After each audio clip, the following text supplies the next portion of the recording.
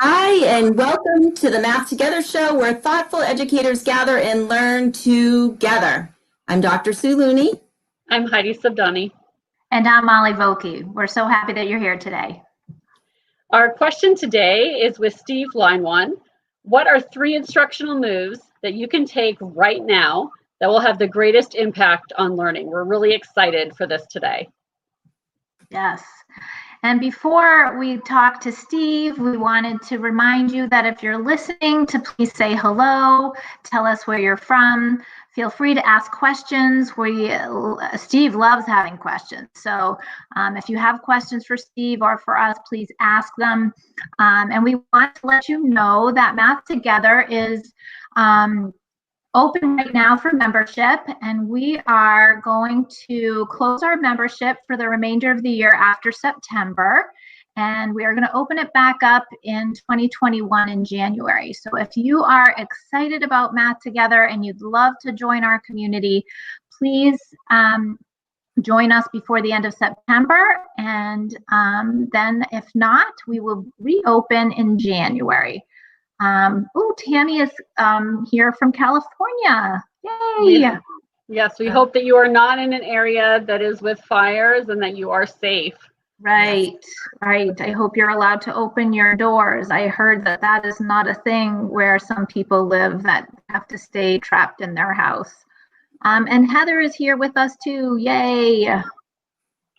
All right, so I have the pleasure of introducing our guest, and Steve has been, for me personally, a mentor and a guide through some major projects, and just a friend, and I'm so thrilled to have him here for you all to enjoy the conversation and the energy that Steve always brings. So I'm really thrilled, and I get the pleasure of running through Steve's bio before we bring him in. So Steve has been leading the way as a change agent for math education for his entire career. He currently works at the American Institute for Research in Washington, D.C.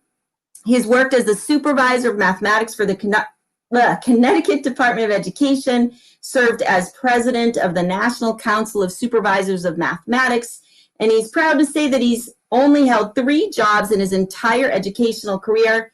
He's authored many books, including Developing Numerical Fluency, Accessible Mathematics, and Principles to Action, as well as others. And so we are going to go ahead and bring Steve in. Hey, Steve. Hello. How are you? Sue, Great. Heidi, Molly, how are you? We're great. We're so excited to have you here. Super. So let me just make one small correction. Of all the things in that bio, what I'm proudest of is not that I've only had 3 jobs over the last 49 years, but that I am so proud that I have never been promoted. I will die at some point, and it can say on my tombstone, which I won't have, and he was never promoted. I taught back in the 70s, and I was ready to teach the rest of my life. I loved it. I got summoned to go and apply for the job in Connecticut, and I stayed low man on the totem pole for all those years, despite, oh, you have to become a principal, oh, you have to do this, oh, you have to become a bureau chief. And then the last 20 years at AIR, it's like I love what I did and I love what I do. And the idea of being a manager, you just lose touch with what's really happening, and so that's really the blessing. Great. Good. Thanks for clarifying that. And I think that leads us into our question. So what we've been doing is speaking with all of our guests sort of about what is your why. And Steve, you're always known for being, very direct, no nonsense, say it like it is kind of a person, which is what we all love about having conversation with you. We know you're going to keep it real.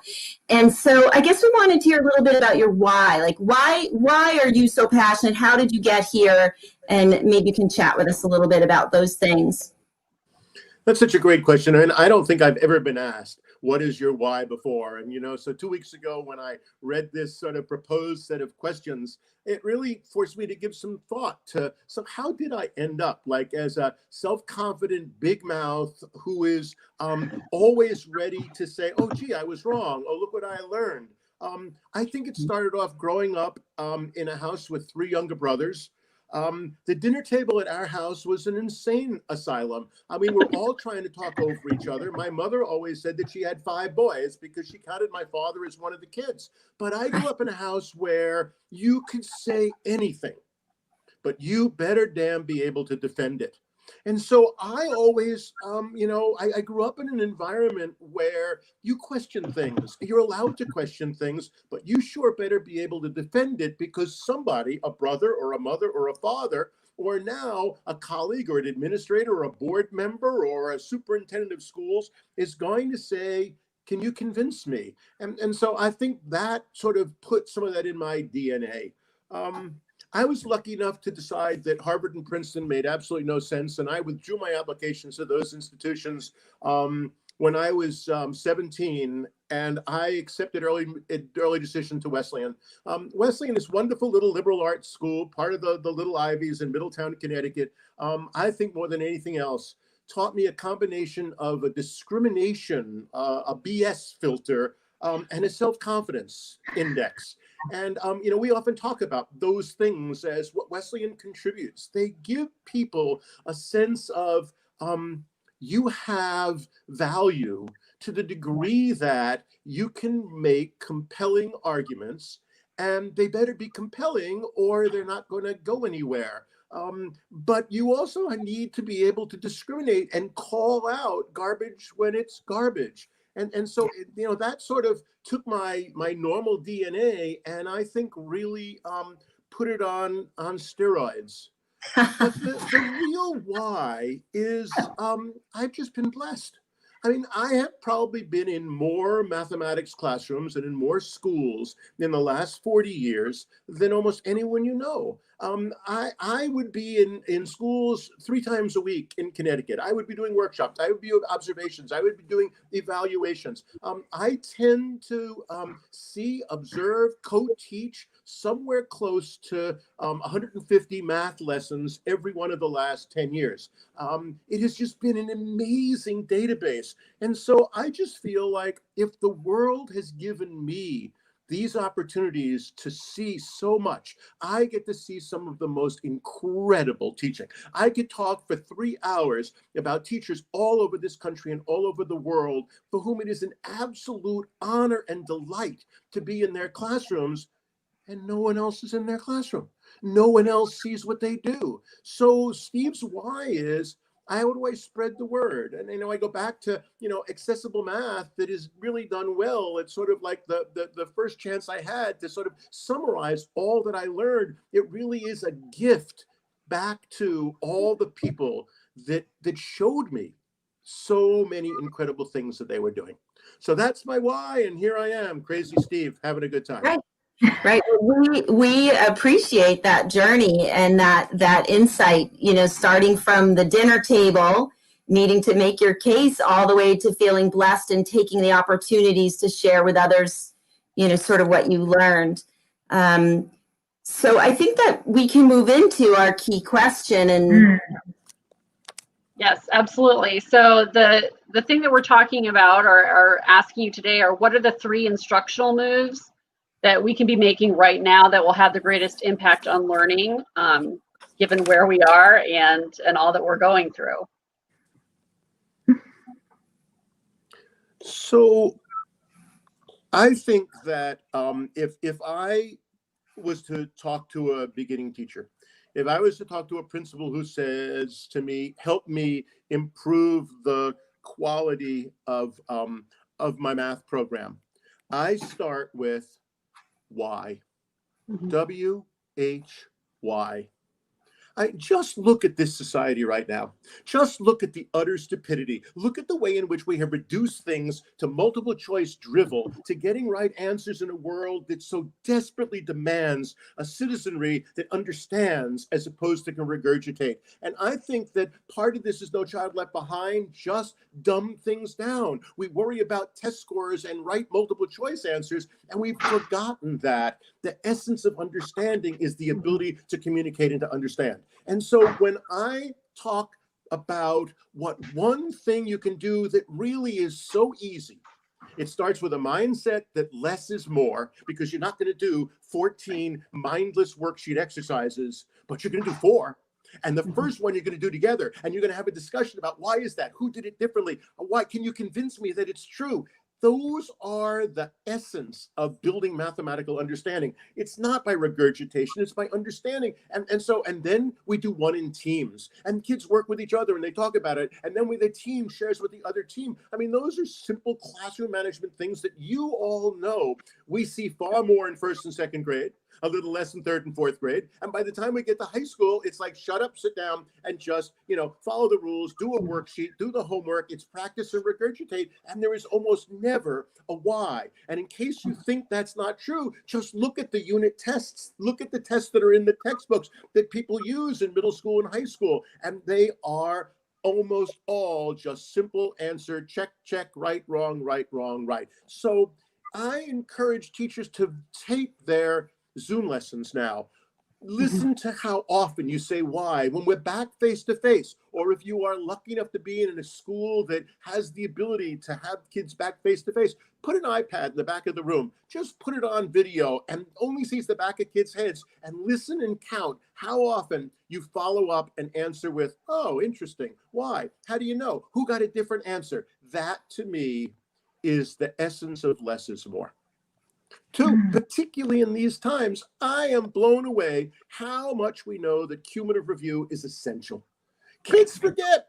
It's in one ear, that's out the other. And we do so little cumulative review. Now, it goes back to the issue of it is absurd to think that we can implement the Common Core state standards or its derivatives in less than an hour a day. And the number of teachers who are given 42, 45, 47 minutes is absurd. But when you have to race through in 47 minutes and you got to cover all this stuff because the tests and the curriculum are asking for far too much, then you don't have time for it. You don't have time for formative assessment. You don't have time for cumulative review. I like to ask people and principals and supervisors and coaches to think about whatever block you have. There are bookends. The bookend of the cumulative review, let's get things going in the beginning. And in these days, even before we get to cumulative review, we do the social emotional health things. What's going on? What'd you have for lunch? Who thinks they had the best dinner last night?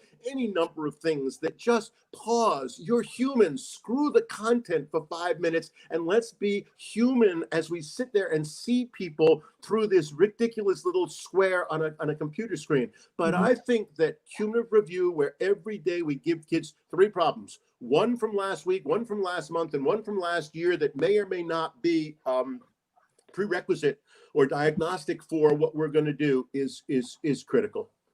And then I think that we've just lost sight of the power of representations. We talk about it a lot, but what is it when you ask me that'll have the greatest impact in terms of student learning and student self-confidence? Why? How do you know? Turn your partner. Let's go. Who do you think? Who has a different answer? Oh, neat. Who can add to that? We do the cumulative review where we're just recognizing that I know you forgot this. It's okay. Well, how about understanding it so it's not a matter of forgetting what's going on? And then this last piece of, can you picture it? How do you know? Can you explain what it looks like? How did you see it? How did you see it? Because so many people are screwed in learning math because they have a brain that tends to be more visual and pictorial, and we have a curriculum and an instructional pattern that tends to be far more symbolic and abstract. And when we blend them, we're doing what mathematicians do. And so everywhere we go, when we go back to the NCTM 2000 Principles and Standards for School Mathematics, when we look at the issue of modeling with math, a model is a picture, among other things. So that notion of, can you show me a picture? And so I love the fact that all 3 of them lend themselves to high quality distance learning.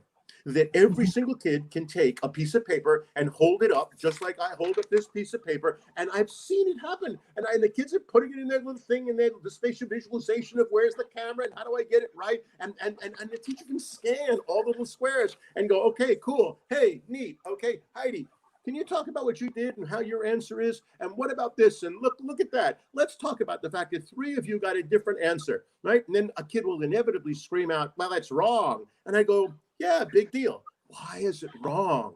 I mean, so that notion of a picture, I think that those are absolutely critical, absolutely non-negotiable, and they're not all that complicated. And you don't have to be a brilliant mathematician. You don't have to feel like you have no math. You can have math anxiety and still ask those kinds of questions and marvel at what kids come up with.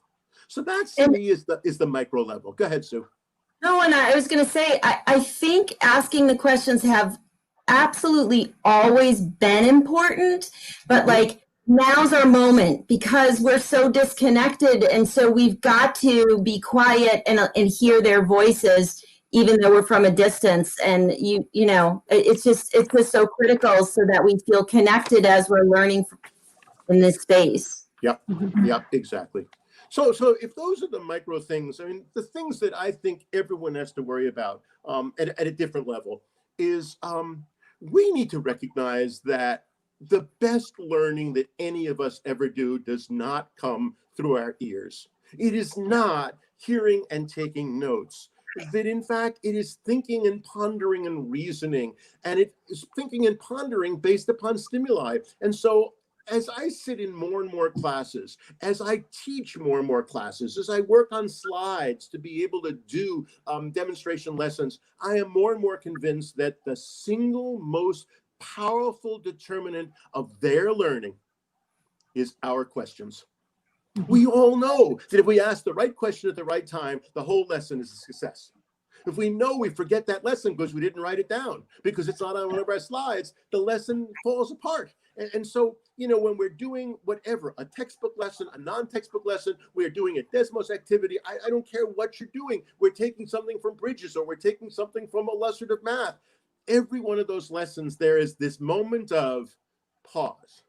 And that question is what determines whether the lesson's success or not. That is, whether people learn or not. And so that notion of thinking hard about what is my goal, obviously, what tasks do I have to support that goal? All the questions, of course, the why, how do you know?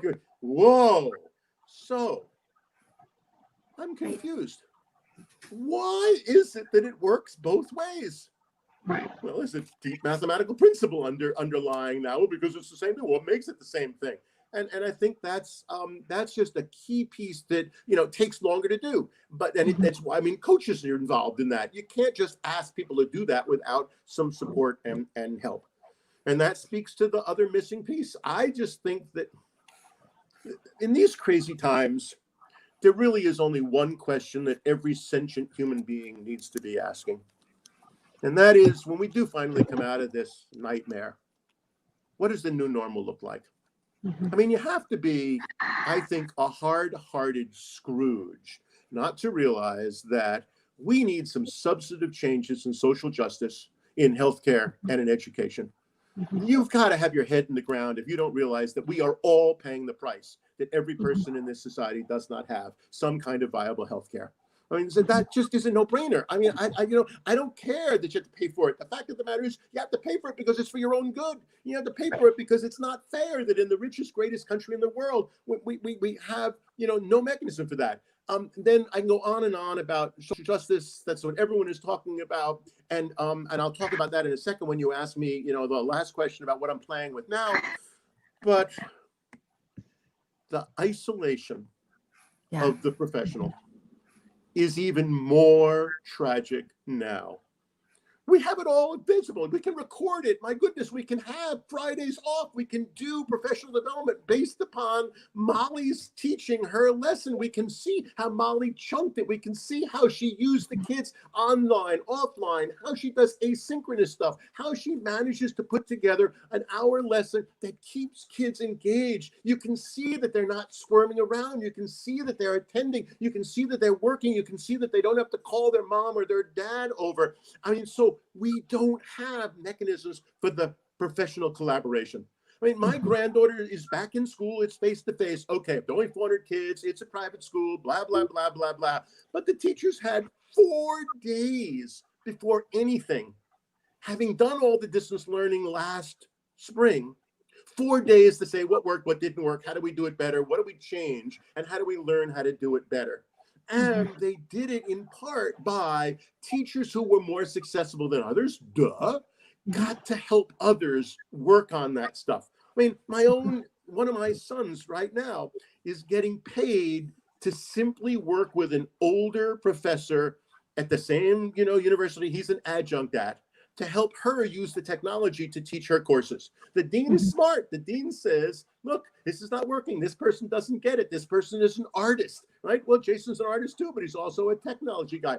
What he's doing is he's collaborating. What he's doing is breaking down the isolation. And so, I say this until I'm blue in the face. But it's ridiculous because we talk to the choir about all this stuff. But why is it that in the midst of all the insanity, I don't expect superintendents to do this. Superintendents are they're so busy. They're so crazy. They're being pulled in so many different directions. I wouldn't want to be a superintendent for $1 million a year. But the assistant superintendents and directors of curriculum instruction, the math coach, the reading coach, the director of reading, director of math, how can you possibly not take advantage of this and recognize that we need collaborative structures? We need coaching, we need collaboration, we need to see each other teaching, we need to have discussions. That's why there's such a range. People talk all the time about the range within any school is just as great as the range between schools. It's Right. like, it's amazing. Everybody knows that, but why do we not have ready mechanisms to address that? So those are two of the more macro things that I just think we have to talk about.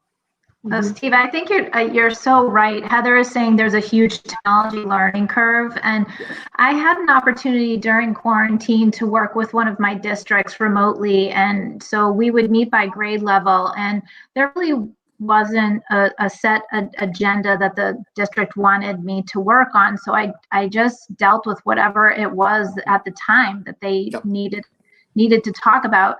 And it really wasn't so much about me. And I find often when I go into schools, I'm a conduit for teachers to be able to sit and talk to each other, because oftentimes they don't have the time to sit and talk to each other. And, people can say whatever they want about teachers, but most of the time when you put teachers together, they really, really talk about their craft, and they talk about the important things that are happening in their classroom or the things that they're missing. Or, I did this week and it really was awesome. So I think that you're so right. And I sometimes feel lucky that I am the person that gets to go into the building, and I'm the excuse for that to happen. Right. No question. I think that what great coaches do, what, inside, outside consultants, whatever, you're available so that you can take Mr. B's class. So Mr. B can go and watch Miss C teach. That they can't seem to, do that any other way. The best coaches that I know, the coaches that really make a difference, the coaches that are beloved by the teachers in their elementary school or in their middle school, are the coaches who provide those opportunities for professional interaction in exactly that way.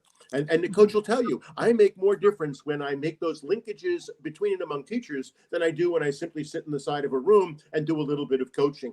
Right. Yep. And it's interesting when you give teachers the opportunity to do that. If you can just figure out how a teacher can go into another teacher's classroom by just getting them sometimes it's only 10 minutes that they want to be in there. Just get them coverage. It sends such a giant message to teachers that your learning is important.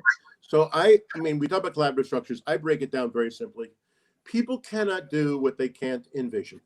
People can't use technology if we simply talk about it. You have to see it and do it and touch it. Right? People cannot teach in ways with questioning and why and how do you know. People won't do estimation if they really believe that it's ridiculous and they can't do it and their doesn't brain work. But when you or I or someone else walks into their class, or when they walk into a class of similar 7th graders or 3rd graders or kindergartners, and oh my goodness, these are the same kids as I have, but look what they're able to do because of what we do. That ability to envision is missing. All we have to do is look at the lack of isolation in healthcare.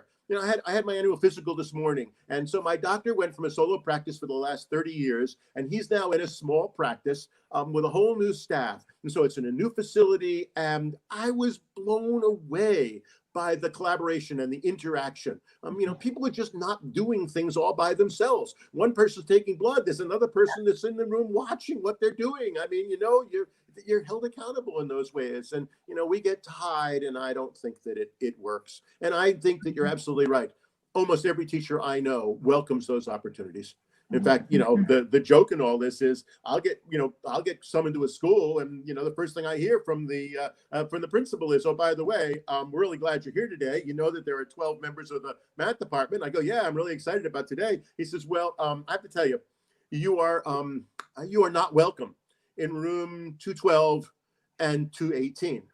Well, I'm sorry, but you know what? Screw it. I would rather walk out of there than not walk into room 212 and 218. So I walk in first thing. Oh, that makes sense. I understand that. I do a beeline to room 212, and you see the teacher go, "Whoa, you're not supposed to." I know I'm not supposed to be here. It's okay. And it's like, and I sit down. What are you going to complain? You're going to fire me? You can't. But I'm sorry. If you're asking me to help the matter and you've got a weak link at grade X, how about the teachers that are at grade X+1 who are being screwed by that? And so I just think that is a non-negotiable thing. Your classroom is not your castle, and I'm not there to snoop. I'm not there to go and hide and tell tales behind your back. I'm there that you have the opportunity to do a better job with your kids, because we're all in this together. I don't think that's pie in the sky, because you know what? We have all been in schools where that happens. Yes. I'm working in a school right now, and I said, "What about this? Oh, we're doing that. What about this? We're doing that." I said, "How about retests on all the this is a high school, right? What about retests?" So we've had retests. Every kid has a second chance to be able to do every test. It's like, well, what do you need me for? It's just one little thing that they want to use me for, but it's incredible. This is a school, and there are plenty of them, that teachers are regularly meeting. They're regularly in and out of each other's classes. There's a schedule for that. They have worked together on the curriculum. They recognize that you can only really be in charge of one course, and you have to use other colleagues and the website to be able to, and a Google database to be able to, Google Docs to be able to do the rest of it. So how are we doing on time? You've never told me how long this is going to last. We're doing fine. We'll keep you under control, Steve. Okay. Yeah. So, well, good luck.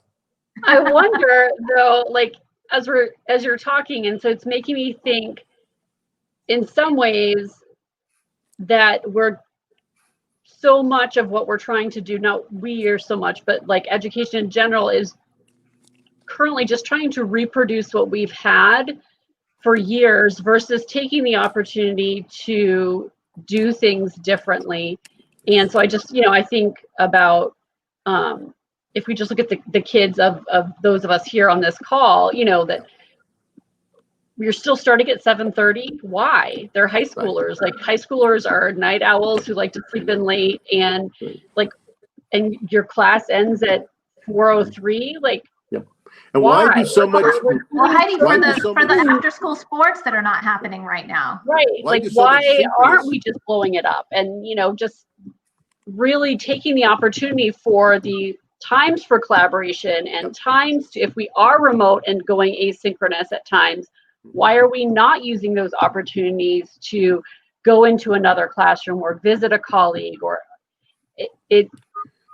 so much of that is happening right now. The answer is simple. The answer is disruption is hard. The answer is it's easier to go along than, to be the outlier. The answer is a whole lot of people do it subversively, and that. I mean, who are the best teachers we ever had? The ones that say, "Hey, I'm going to do it, screw you." And we all say, "Oh, we love you, we love you." And they make mistakes. That's the other piece. What is my why? I say, "I'm sorry, I'm wrong. Gee, I wish I knew that before." I make more mistakes than anybody. I say, "I'm sorry, what an idiot I was," more than anybody. But so what? That's how I learn. I don't have a problem being wrong. I don't have a problem learning from my mistakes. And, I just feel blessed that I have that.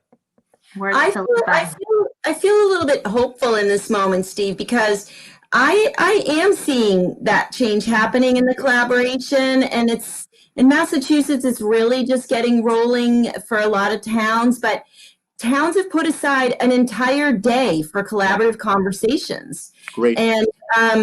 And I see teachers leaning on each other in a way I've never seen before. So I say shame on us if we don't take this advice now. Like, now is our moment, and I'm feeling hopeful that we're going to be able to see some good come out of all this. And you make such a good point about what is available with you're already on camera. Recording is automatic. Like, there's so much actual opportunity to change the game right now. I couldn't agree more. I mean, I share your affliction for optimism. I am incredibly optimistic that we have a learning moment and we're going to come out of this better. Yeah, I think we have to. I think there we are just do. so many things that are going on. I marvel at the incredible dedication and heavy hard work and sharing that I see on Twitter, that my friends and colleagues talk about what they see going on. I love the fact that college university people have had to move away from lecture in the same way that everyone else has. And I think that you're right. But I worry that as soon as we have Yes, a vaccine and everyone's back, it's like, oh, good, fine, right back to I where we know. were. And that's Yeah. again going to take leadership and the outlier teachers to say, hell no, look what I learned. I Exactly. know.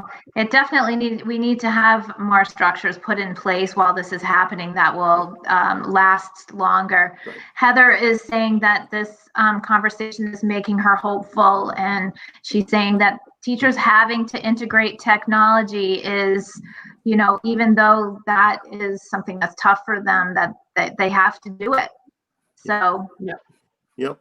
Oh, and there's no question. I mean, I was looking at some of the virtual manipulative websites yesterday. Yes. The Desmos activities, the spreadsheet that's floating around about Desmos activities for K-5 that are there, the activity builder lessons that people have built. It is incredible what people don't need to create, but Mhm. Yeah. people can use technology to engage kids. And, I still think that what's so cool is this is going to go on all year, which means we have another Yeah. year without those damn standardized tests. And, Yes. there's another great thing. How about the colleges not that are going to everywhere. say, screw the SAT? We got by with 2 classes and didn't need it. Why are we going to go back and have that when we know the problems with it? So I think there are many institutional things that we are going to have a hard time just sort of falling right back into. I think so too. I think so too. I agree. So, Steve, let's get to our last question. What are you working on now? So this is cool. I spent from September to early March doing my normal life. We were in 5 continents in 5 months. I was in London for the first time working and playing. We volunteered in Guatemala twice. We spent 2 weeks volunteering in a small village in Tanzania. That's what we were doing. I got to work in Beijing. I got to work in the international school in Santiago, Chile, in Brasilia, Brazil. I'm missing a few other places, but it was a wonderful, insane, typical nonstop stretch. And we came back on March 9th from Guatemala, and we realized we hadn't seen our granddaughter. We have another place down in North Carolina. So we went down for 3 days on March 14th, and we stayed for 6 months. And so the first 3 months, I have to tell you, for most of April, May, and June, I just took advantage of a break. I wasn't too upset that we weren't flying. It was fun to hang out with our granddaughter and oversee her distance learning. But I just started to feel incredibly unproductive, and I started to feel incredibly guilty that I was wasting the time. And so pretty much July, August, September, I'm back in gear. So I just finished the 3rd draft of a 9-page position paper on detracking for the state supervisors of mathematics. It's just, it was just great reading all kinds of things and thinking about it. I threw together an outline. I got great feedback from a committee of 10 people. I did a first draft. I sent the first draft out because none of this can be done in one shot. These are amazingly smart state math supervisors. I can't tell you the quality of the feedback I got on the first draft. And I spent last weekend creating the 2nd draft. It's now going to go out to the whole membership, and we'll have a long discussion about it in October. But it has really been fun taking a look at the NCSM detracking position paper, all the stuff that Todos has done on justice and on anti-racist approaches, and just taking this one piece that is so fraught about tracking and the way it just eviscerates millions and millions of kids So with true. the best of intentions. So what am I working on? That is now in its review draft stage, and it's just been a joy. Eric Mailu and Eric is in New Jersey, and Eric and I have been working on and trying to deal with high school math and what a nightmare it is for years. And we put a proposal together for a big learning conference, and we didn't get funded in a bunch of different ways. And we thought NSF was going to give us $100,000. And so when they turned us down in May, Eric, to his brilliance, says, so why the hell don't we write a book? I'll send you a table of contents. And I knew this was going to work when he sent me a reasonably good table of contents, and I tore it to shreds and gave it back to him in an adjusted fashion. He looked at it and said, well, that's good, but that's stupid. Why did you do this? You should have changed this. You didn't write about this. And then we started writing. We're down to 2 chapters. We have submitted it to a publisher. Wow. And I expect that sometime in April, there's going to be a Heinemann book entitled Invigorating High School Math. Nice. We start with challenges and we move to excuses and debunking some of the excuses that we hear for why you can't change. We have a long chapter on guiding principles. There are 14 guiding principles about scope and access and equity and curriculum and modeling and technology. And then we have the 2 chapters that we spent the most time on. Chapter 4 is about the common core, integrated, 9th grade class, algebra, geometry, statistics that every kid takes. You may take it in 8th grade, you may take it in 9th grade, but there's no tracking there, no different levels. There's one course with all kinds of differentiation and enrichment built in. There is similarly a 10th grade course. It is deemed that K-8 mathematics that everyone takes is no longer good enough. It's got to be K-10.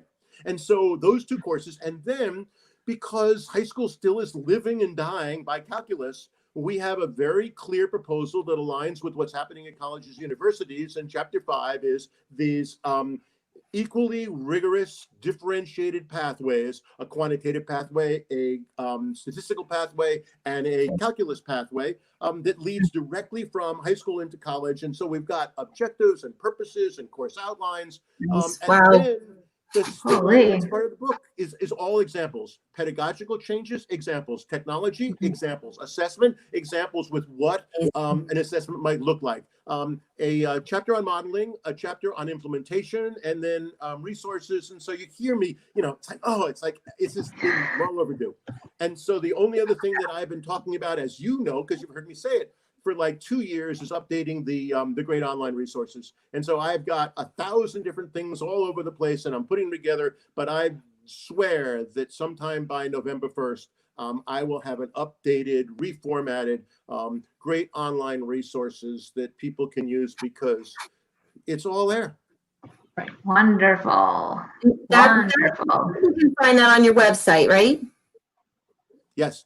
Yep, you don't even need the HTTP. But yeah, it's just www.steveleinwand.com, and the old great resources on there, and all kinds of other things. Fabulous. Cool. Well, thank you, Steve, so much for spending some time with us. This is one I'm gonna rewatch with a notepad. You just peppered us with so many fabulous tips. Thank you for having me. Your list of people that you've got doing this is awesome. Some of my favorite people. And I just think it's a great opportunity for us all to take a half an hour, or in tonight's case, a little more than a half an hour, and just catch our breath. I have been trying to do 2 or 3 webinars every week, just lurking, just sitting in the back, just sign in as Steve, and it's not important. Then I listen, I learn, I'm multi-processing, but it really is a wonderful one. And everything's taped. So, I can go back to NCTM and I can go play some of those things. It's really cool. Yeah. Great. My friends, thank you so much. Thank you so much. Thank you for being here, Steve. We always get energized when we talk to you. It's amazing. Notice I put this down for the whole time. Wonderful. We're gonna have you go backstage, and we're gonna have you go backstage and wrap things up, and then chat with you for just a minute. Cool. Okay, great. So yes, what can I say? This was a fabulous interview. So if you've enjoyed this chat, we'll follow up on those things. And I was serious when I said I was going to watch that again. I'm sure you, Heidi and Molly, are going to as well. And we'll take notes, and we follow up on that in the Math Together learning community. So we bring you these interviews, and then we put them into action so that it's not just entertainment, but they're actually action steps to follow. So we invite you to check it out. We are closing the membership at the end of the month, so we encourage you to check it out if you think that would be helpful to you. And a reminder that that first month as a trial is always free. So we invite you to check that out. Just go to the Looney Math website. Excellent. So next week, we are going to be tackling self-care a little bit. We know that many of us are really probably struggling with that. I would say that I was this week, and I rely on my people here to help get through those times. But we're going to talk about, okay, what are some action steps that we can put in place, both for our students and for ourselves? This is, I was telling someone today, it feels like it should be, a Friday in May. That's how tired we all are. And I think, towards the end of the year, and it's not, we're just beginning. So in order to keep our stamina up and to be there for our students and our family and our communities, we need to think about, okay, what plans are we putting in place for that? So that's our topic next week. We hope that you will join us and that we can support each other during this time. Yes. All right. Well, thank you everyone for being here. Remember to always be curious and to always be kind. Take good care. Thanks, everyone. Bye. Bye.